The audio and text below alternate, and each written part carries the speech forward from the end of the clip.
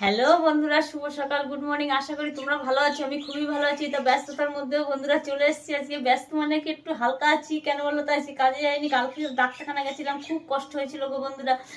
তা কালকে ডাক্তারখানায় গিয়ে তা গেছি অটো করে, এসছি তোমার হেঁটে হেঁটে তোমাদের একটু কিছু দেখাবো। রাস্তা দিয়ে আসছিলাম, একটু টুকটুক করতে করতে ক্যামেরাগুলো করতে করতে এসছিলাম। উল্টোডাঙায় গেছিলাম অবশ্য ডাক্তারখানায়।